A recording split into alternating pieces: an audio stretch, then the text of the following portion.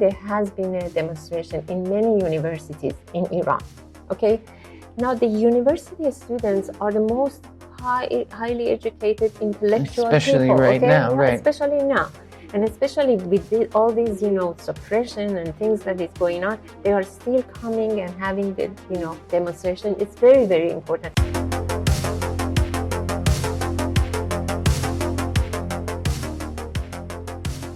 All right. Well, let's start. Tell us who you are. Okay. My name is Sarvnaz Chitsaz. I'm chair of the Women's Committee of the National Council of Resistance of Iran. We yesterday had a conference for the occasion of the International Women's Day. This is usually an sort of like a tradition in our committee. Every year we're going to have we are having this kind of a conference to invite all the women activists, parliamentarians, politicians to participate and join us in our fight against misogyny and the fundamentalism and the mullahs in Iran. And how long have you been in the movement? A long, very long. Since I was a student in university, in my 2021, I started, and now I'm 68, so it's a long, long way. Your entire life, and now you are the leader of the women's organization, right? The chair of the Women's Committee, yes. And how did that evolve for you?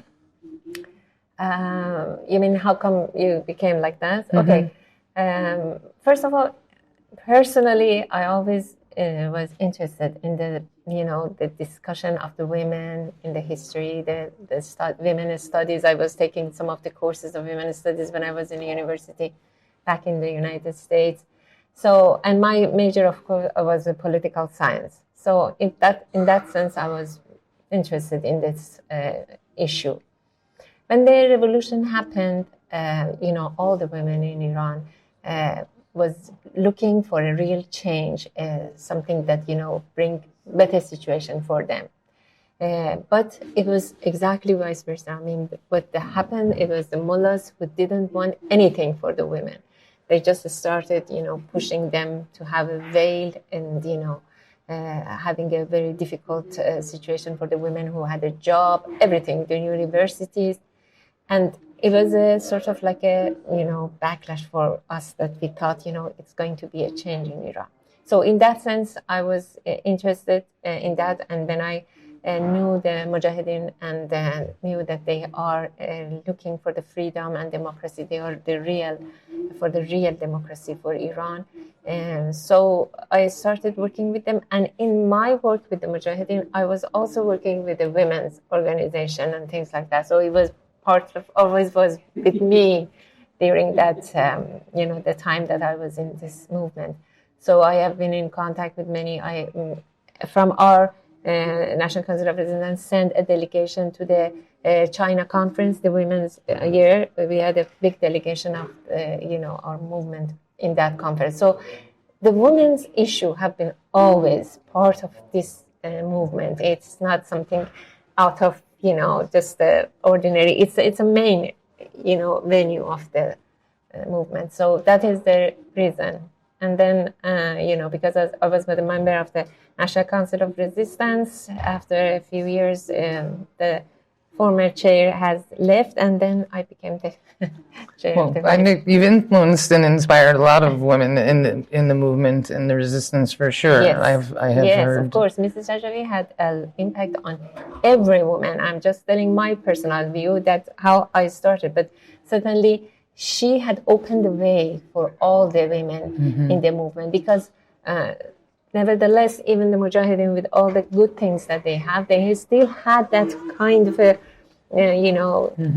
bias, bias, and thinking that the women might not be able to do it. So it was a process, even in that sense, that the Mujahideen understood the necessity of real equality, how is important, and how is important that the women have a role in the leadership. And it was improved by the Mrs. Rajavi herself, as the one that she has, as a symbol, has showed how it can be done, and also for the women that to believe this is the right thing and they have to take this responsibility. So it has been something ongoing, and change inside all the members of this movement is not something that happened just like that.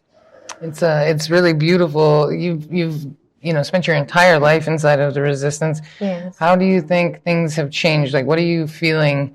At the conference yesterday, there was a lot of talk about maybe next year we'll be in a different location, and it feels like we're getting closer. So, from your perspective, what have you seen shifting? Well, what are the differences that you're seeing right now?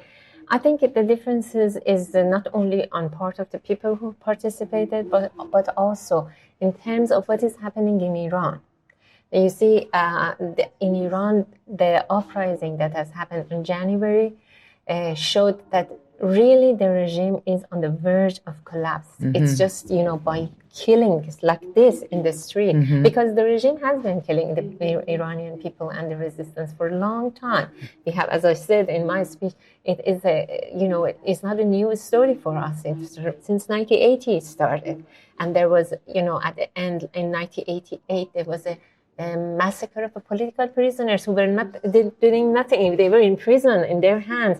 So they massacred 30,000 of them. So killing the people is not something new, but doing this in the street and just, letting people to see all these, black bags and things like that, that means the regime is really fearful, and it's doing everything in order to keep the people not to come to the street. So the time is now right for us to push another thing. And also in the international level, I think the decision of the EU to put the IRGC, because it's a long fight for us. This is one of our demands, I think from the 3 decades that we have been asking that you have to put, because the Guards Corps, the IRGC, is the main pillar of the regime to inside Iran. They are doing the suppression, and outside of Iran, they are working with the proxies to, do everything for the, neighboring countries and all over the world. So this is a very important event, I think, that has happened. These are the signs that you think that there are some, changes coming finally. All the things that you have done during these years is, getting response from there. So we have to continue. We cannot leave it now. So hopefully change will come. I know that, you were very young when you joined the resistance, and so were, many other people. And there's a lot of youth now really standing up in Iran. A lot of the people that were, killed were younger, unfortunately. Are you seeing a shift, in younger people getting more involved? Are they more aware? Yes, I think so. Yes, they are. Not only in Iran, which is very important, because these are the generation who has come up, grown up in Iran with all the misinformation of the regime. Every day and night, the regime says, so many, misinformation and the bad things about this is Mujahideen, is like this, it's like that. So you're just, certainly brainwashed by them. So, but there are still people who don't want this regime, and they're looking for, they might not even after the Mujahideen. I'm not saying that all of them are, coming after us, but they're at least don't want this regime. That is for sure. They look for something. They look for freedom. They want a democracy. So that is very important. Now also there is a generation outside of Iran. You see, they haven't been in Iran. Many of them have born outside of Iran. But they at the time that, there are so many things that can keep you away from Iran, and you just go and do your life. They are interested in their situation of the Iran, and they are, after that, they are coming in the conferences, they participate in the activities. I think these are the very good signs. And I think the generation, the new generation, these young people really want freedom and democracy. And I think they have seen it that they can be able to do so many things. So why not take part in this movement and do something for the people of Iran? I think there's a big shift, globally right now. I think especially with the youth, they're like, well, we have no real future, so we might as well fight for something. That's true. True. And so that's not always a good thing. But I don't get that from the resistance, because it's such a nurturing and loving environment, and everybody seems very grounded in their purpose and their reason for being there and their decision to join the resistance. Yes. But I think the rest, especially in the United States, the youth is just lost. They're looking at everything happening and they don't know what, and they're looking for a purpose and something to fight for. This is an important thing, to look for the purpose. And those who are, around us, I think they have found the purpose. Inside Iran, because you don't have anything, you look for the purpose. So this is a very important thing. Yeah, I mean, I'm looking for my purpose again, too. Your life changes and you go through different chapters and journeys in your life, and you get older and hopefully a little wiser, and you're That's right. get more clarity on things, which is usually painful, but sometimes it can be very good. Yes. I'm really taken aback by how many incredible women there are just inside the resistance. Just it's really incredible to witness. Yeah. And so it must be so incredible to work with so many women all of the time, and to be so influential, and to see the young women on stage last night. Yeah. I was really emotional watching that.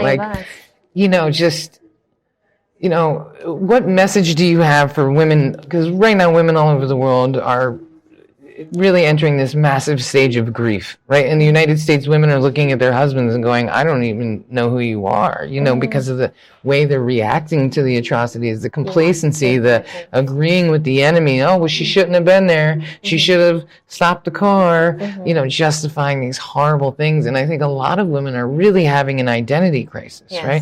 Or even looking at these, the news of the last few weeks and realizing, hey, these men that we thought were good are not good. So what would you say to women around the world who are looking for that purpose and looking for something?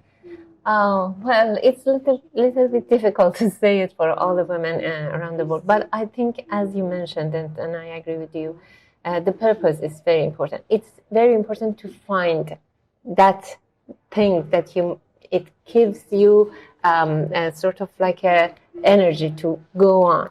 Like these people, these women who have been, a close friend of our resistance for a long time, they are from all walks of life. And some of them are politicians in a very high level.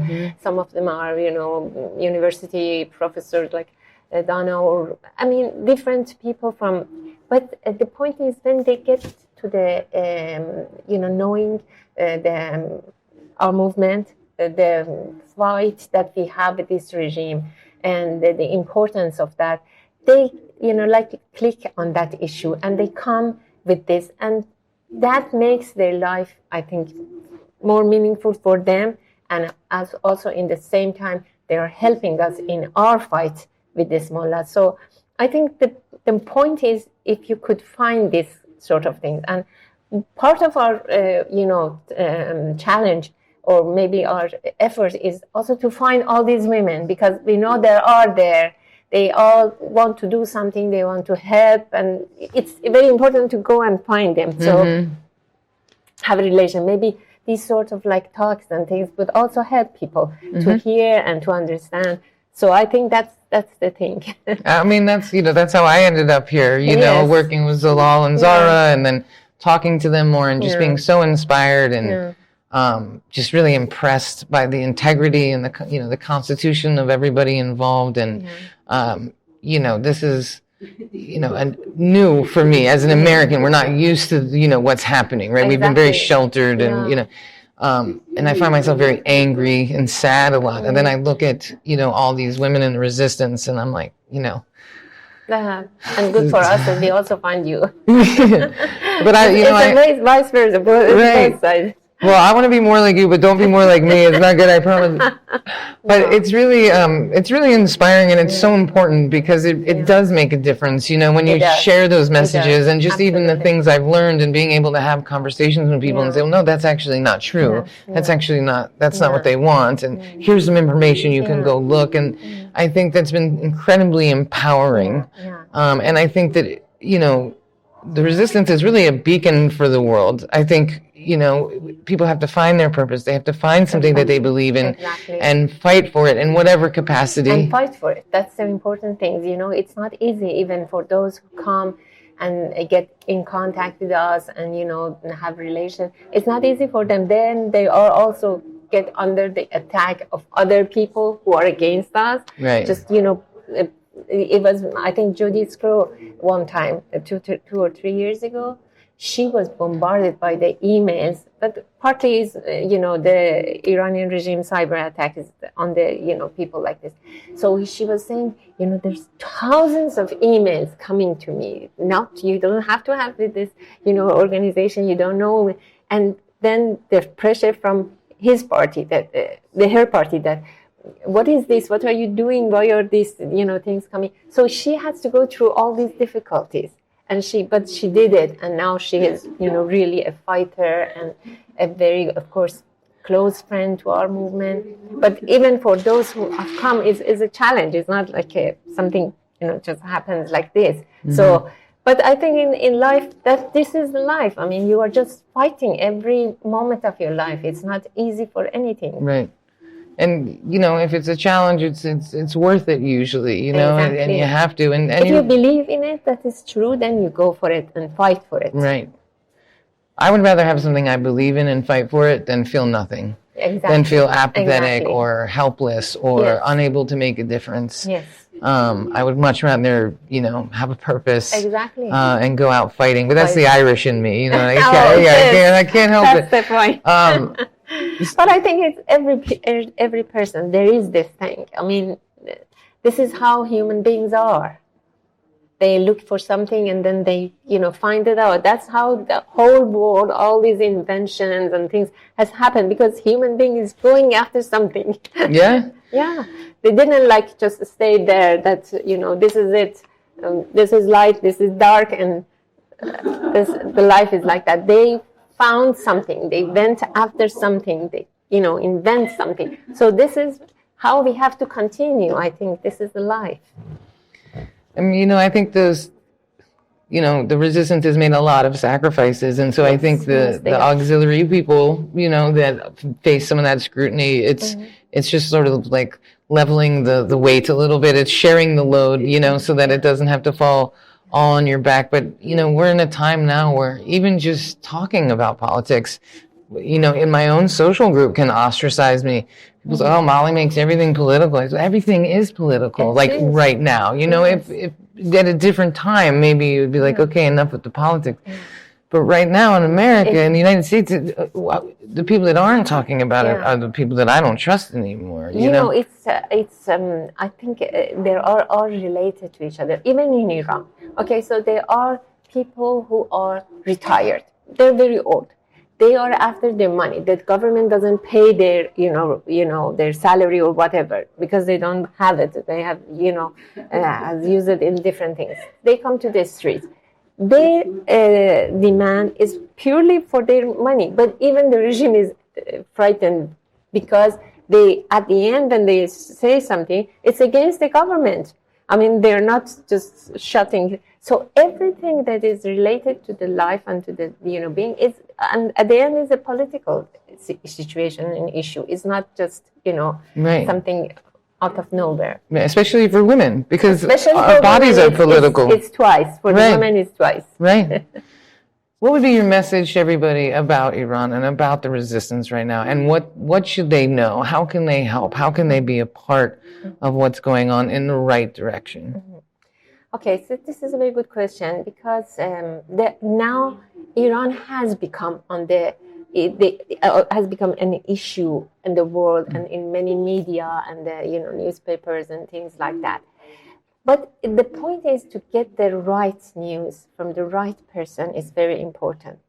And I think this is a thing that many people who, like you, who are involved in this kind of a communication can be very important, because the so-called the media that is very well known, and they are all after either they have certain policies that they are following, or they after their own interest.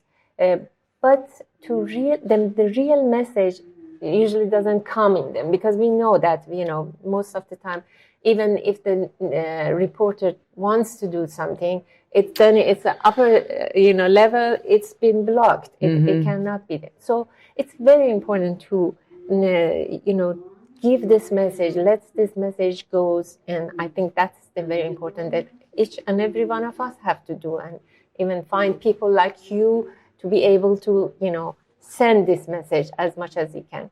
And also the second thing is that the Iran is not what is heard through the Iranian regime, which is absolutely wrong, and not even to those who, trying to say this is, what is happening in Iran. Let's say something is very funny. Yesterday, there has been a demonstration in many universities in Iran.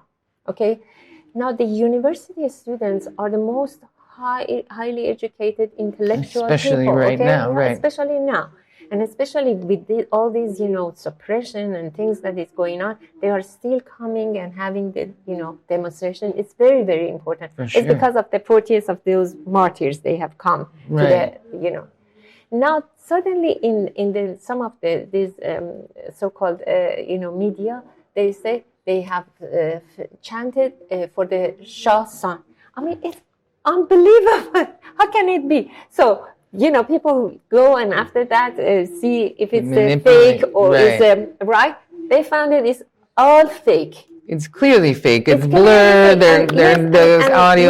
We saw the real one. It was all against the mullahs, all for the freedom and and they just put something out of it to make it fake. So this is very important task, I guess, in order to make for the people, because otherwise some people get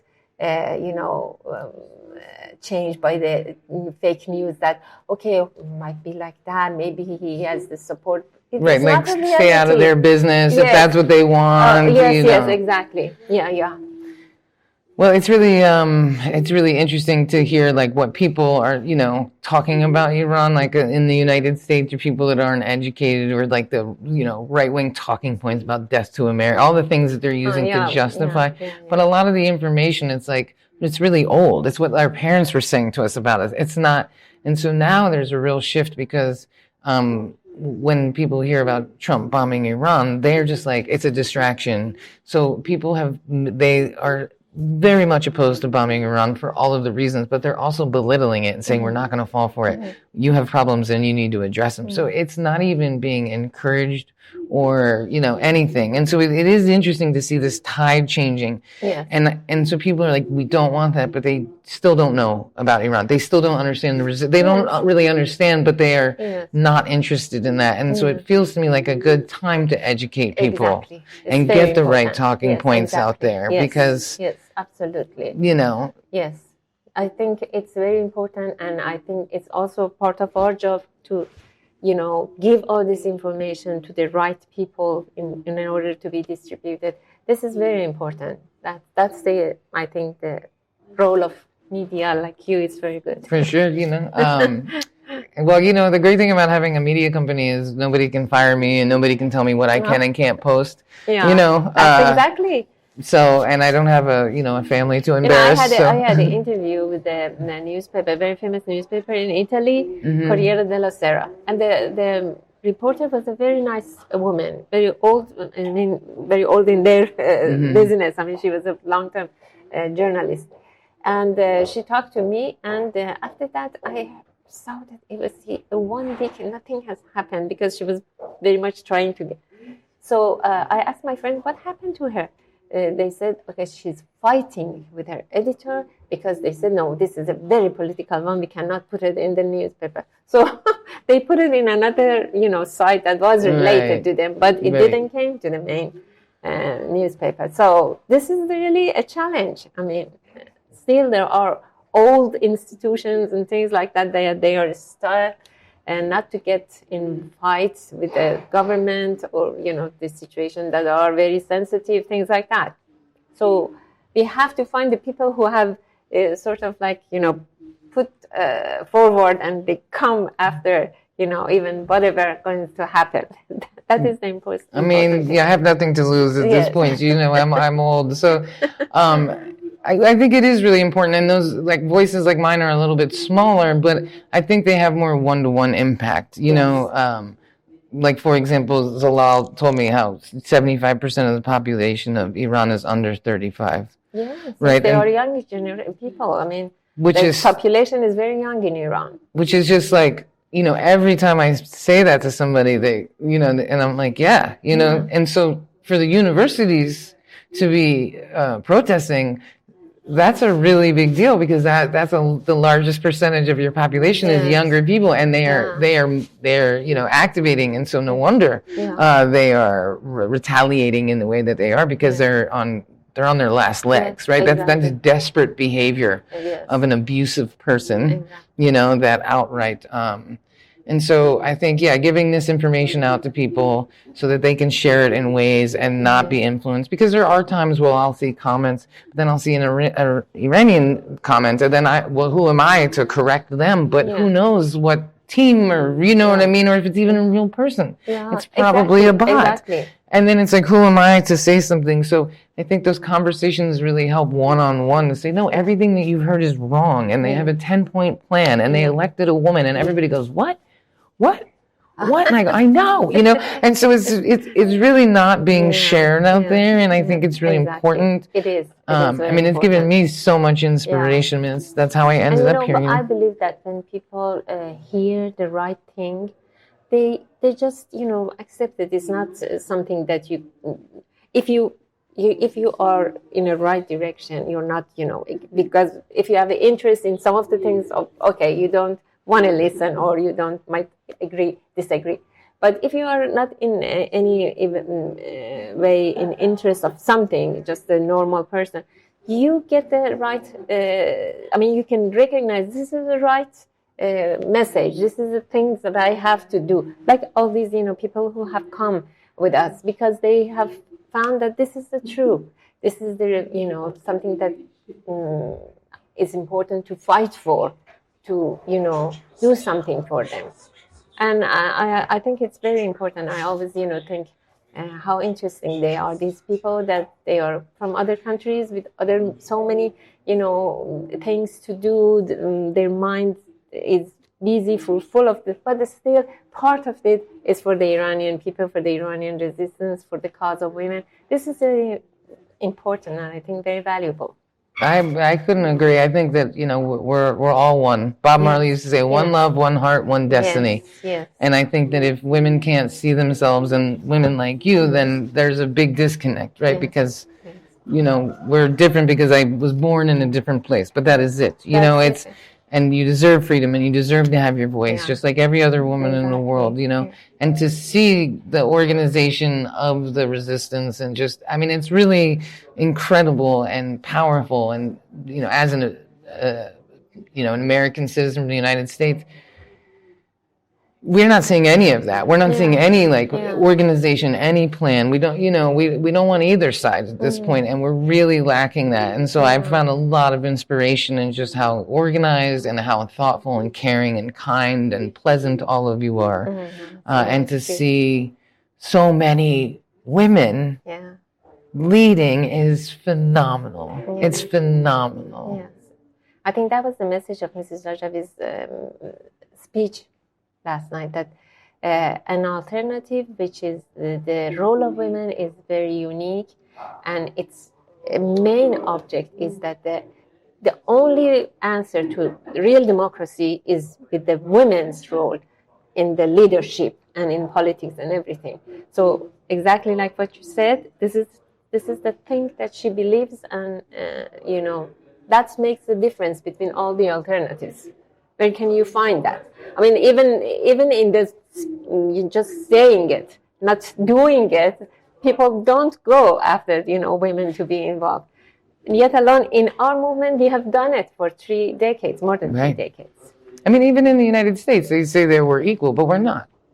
You know, we're not. They're not at all. I'm a woman in business, and one time I said to a client, I said, I've been in male-dominated industries my whole life, and she said, honey, all industries are male dominated. Yes, exactly. And I was like, yeah, you're right. You're right. And it's you have to be a very strong and kind of aggressive woman. You have to be very firm in your beliefs. Like a lot of the women here, not that they're aggressive, but like these women that were around the table yesterday, those are women who are very clear on their identity, their purpose, and their beliefs and their opinions on things, and nobody can sway them. And that is a powerful woman, and that is absolutely discouraged. You're called bossy. It is absolutely discouraged. And so to be in this place that's oppressive to women and all these things, but then you see all of these incredible women. It just gives me so much hope. And makes me very grateful. Did you see that the young members of parliament from Malta? I did. She was very interesting. Eve, are you kidding me? I just got goosebumps. I was like, you are the future of the world, I think. You want to just take over, like 5 years, you could just run the world, maybe. That would be great. Yeah, she was very interesting. I mean, their speech, powerful, the way she, presented everything. 22? 22. And I love that, like, just, and the other women from Malta that came, they were going to speak to, and they said, no, we want her to do it, let her.